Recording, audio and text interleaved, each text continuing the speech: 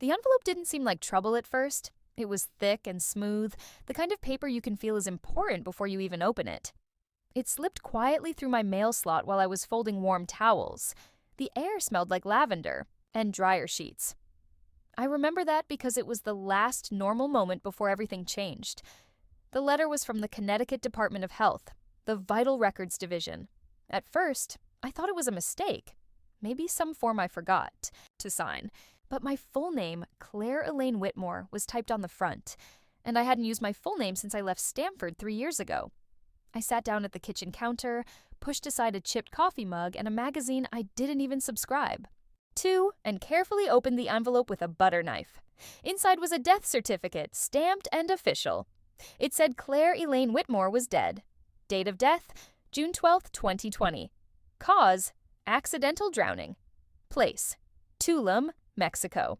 I didn't scream, I didn't blink, but my hands went icy cold, like my body was pulling itself inside, trying to survive something too strange to understand. I checked the birth date. Mine. The social security number? Also mine.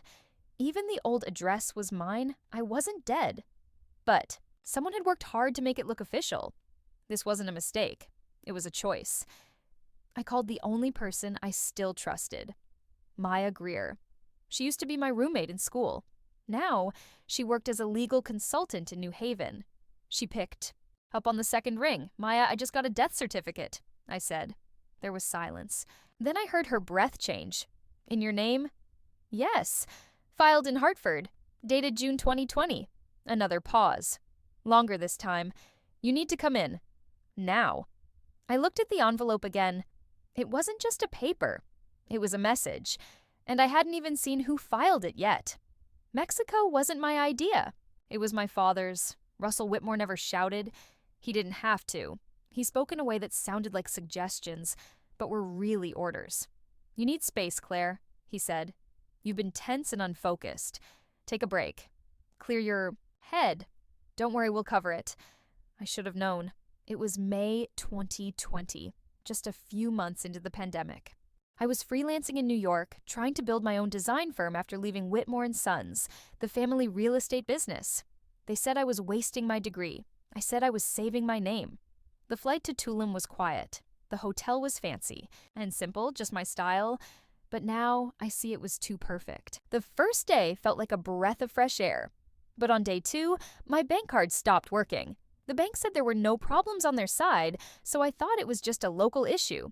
By day 3, my phone stopped working. No calls in, no calls out. The hotel manager couldn't find my reservation and politely asked me to leave. By the time I found Wi-Fi at a small cafe, I'd been offline for almost a week. No messages from my family, no missed calls, no one asking if I was okay. I emailed Maya. I texted my sister Ivy. Just a dot and a question mark. Nothing back. That's when something inside me broke. Not shattered, but bent. Like a bridge under too much weight. I booked a last-minute flight to Houston, then to a friend's place in Portland. I didn't tell anyone, not because I wanted to hide, but because somehow they'd already stopped looking. I buried that time like a bad bill, forgotten and shoved to the back of my mind. For years, I told myself it was paranoia or a misunderstanding. Maybe they thought I needed space. Maybe I'd made it easy to be forgotten. But now, holding this death certificate in my kitchen, it wasn't just a guess anymore. They hadn't just forgotten me. They erased me. And it started the moment I left the country. I met Caleb Dawson once, when I was 19. Back then, he was the man in the gray suit who handled my grandmother's estate. I remember his slow, calm voice and the smell of peppermint oil in his office. When I stepped inside his office, he looked up. "Claire," he said.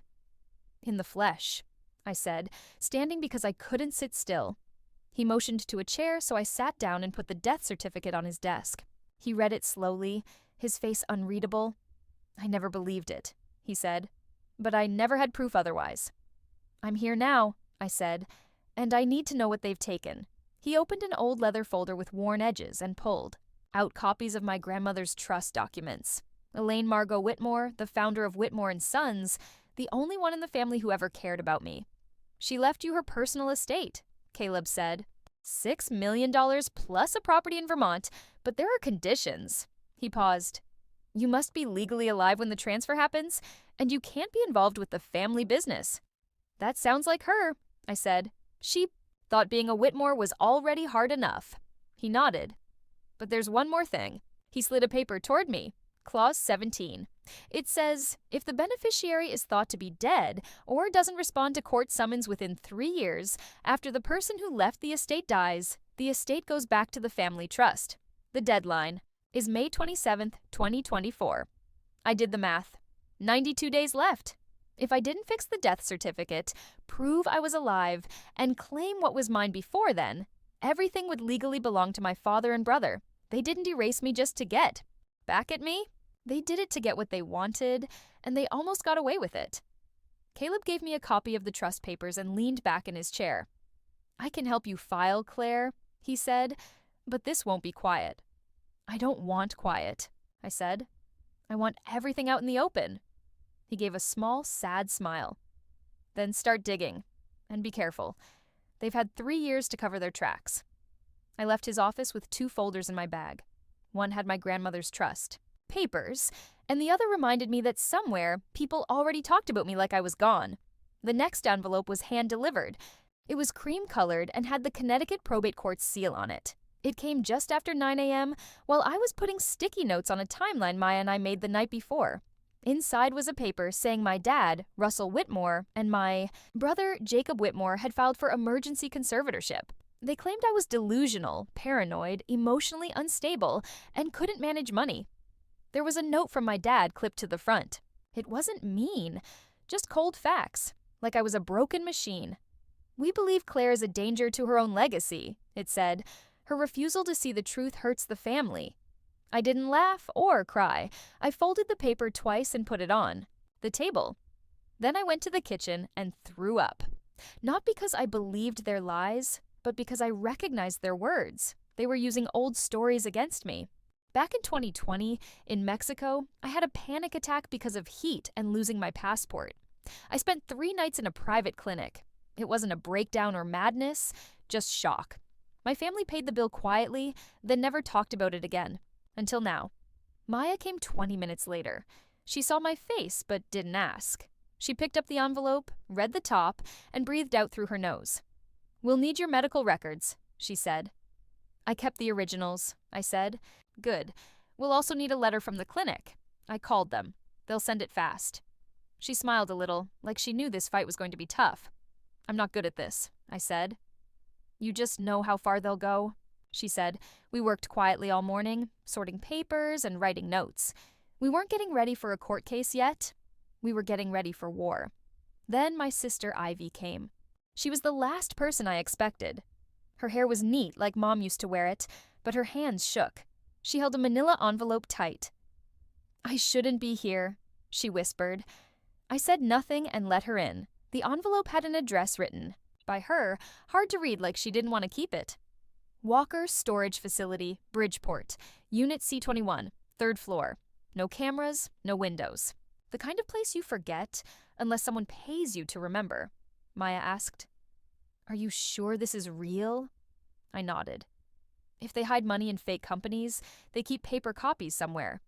With us was Eli Martinez, a smart accountant. Maya worked with before. Quiet, blunt, and sharp. He had a case with cables, backup drives, and a portable scanner that looked like it was for a spy mission. 2 hours. In and out, he said. Inside, the air smelled like dust, cardboard, and printer ink. We climbed the stairs carefully, feeling like we were walking into a secret no one wanted us to find. Unit C21 was behind an old metal door with a broken latch. No lock, just silence. Eli opened a rusty file cabinet. In the 5th drawer, he found a red folder marked Archive 9 Client Risk Reports. Inside were fake loan papers with my name on them. Money transfers to a shell company registered far away. A fake passport scan, almost perfect, except it showed an expiration date I never renewed. Here, Eli said, pointing to a line. Borrower, Claire E. Whitmore.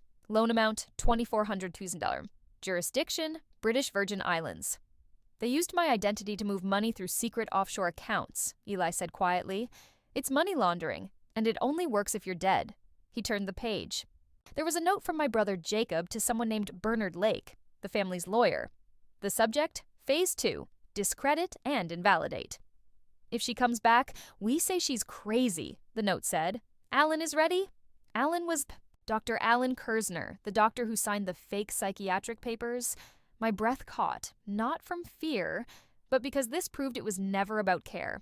It was about control.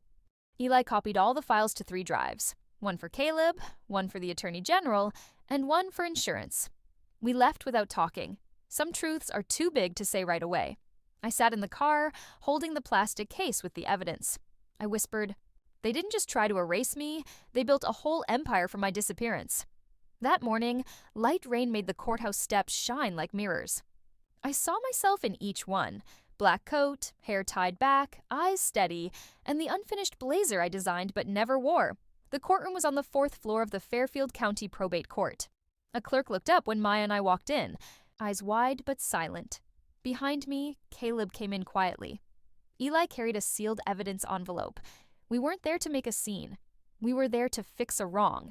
But as soon as I stepped into the hall, everything changed. People stopped talking.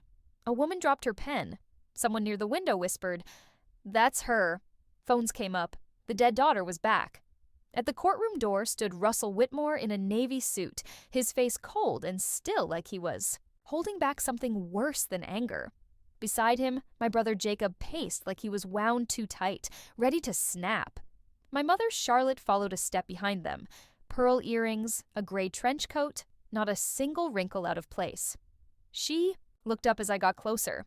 Didn't blink or say a word, just stared. Then softly and coldly, she said my name. Claire. Not you're alive, not how. Just my name. Like I'd never been missing. I didn't stop. I walked past them and stepped inside the courtroom. The clerk behind the desk froze halfway through filing papers. I'm here to file a motion, I said clearly, to revoke a death certificate issued in error and to reinstate my legal identity. He stared, then slowly reached for the folder on his desk. Caleb spoke next. We have documentation.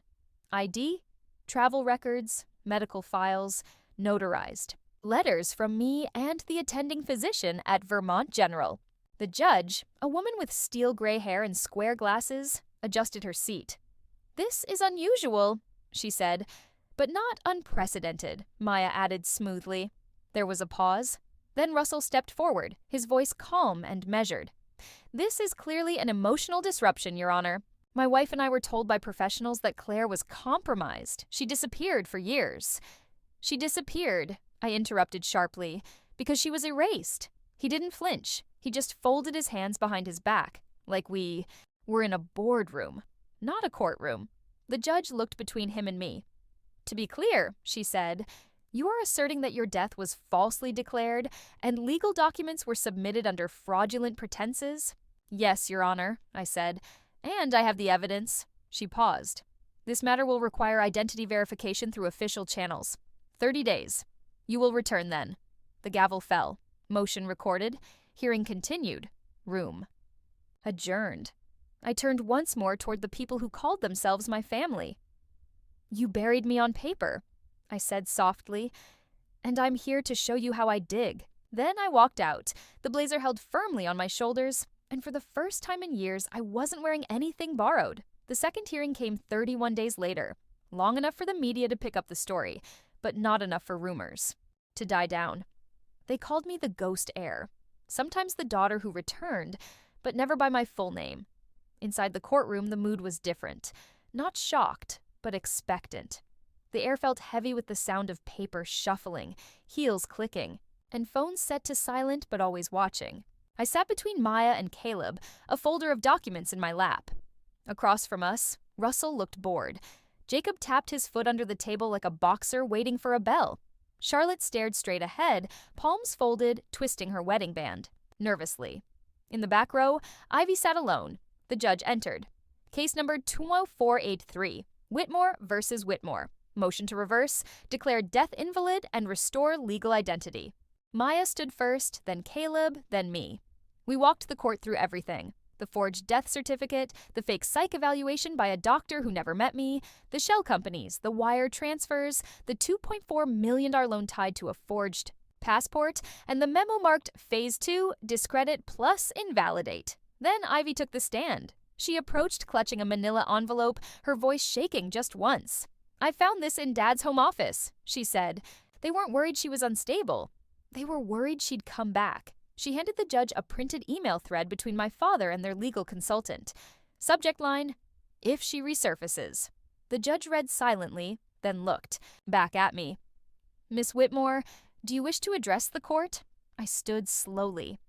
"I didn't die," I said. "I disappeared because it felt safer than staying. I disappeared because silence was the only way I knew how to survive a family that couldn't stand my voice. But I came back. Not for money, not for revenge, just for something simple. The truth with my name on it." The room was still. Russell said nothing. Even Jacob, fists clenched, stayed silent. The judge nodded once. "Motion granted, identity reinstated. All estate transfers suspended pending federal investigation. This court recognizes Clary Lane Whitmore as legally alive and in full capacity." Gavel done. I didn't look at them as I left. They didn't reach for me either. But stepping into the afternoon light, Ivy followed. Without a word, she slipped a folded note into my hand. In her handwriting, I couldn't undo what they did. "But I believe you were never gone. For the first time in years, I felt the past crack open just enough to move forward without dragging it behind me." 6 months later, I opened the doors to a place called the Whitmore Room. I didn't keep the name because I forgave them. I kept it so no one could pretend I never existed. It was just a small converted walk-up in downtown New Haven. 3 rooms, 1 coffee machine, and a wall of corkboard where survivors posted their truths on yellow. Sticky notes. Some were short. He said I imagined it. They told me I should be grateful. I believed them. Until now. Most had no punctuation. Just open wounds turned outward so they could finally breathe. The work wasn't glamorous. Legal aid, resource matching, quiet advocacy for people erased by systems that should have protected them. Not all had families like mine. Some had worse, but we shared one thing. We were all alive, and we wouldn't let anyone write us out again. On the morning of our first workshop, a package arrived. No return address, wrapped in soft gray paper, tied with a ribbon I hadn't seen. Since childhood, inside was a flat portfolio. No note, just a familiar sketch.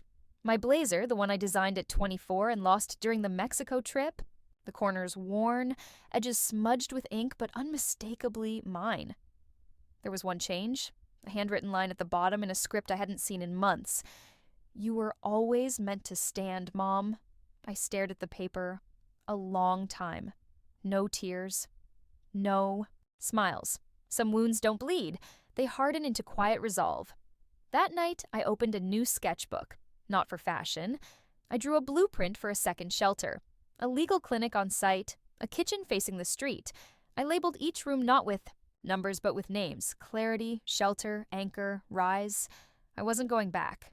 I wasn't building to remember them. I was building so no one else would have to disappear to survive. I wasn't unstable. I was inconvenient. And they needed that gone. If you've ever been erased just to keep someone else comfortable, I see you.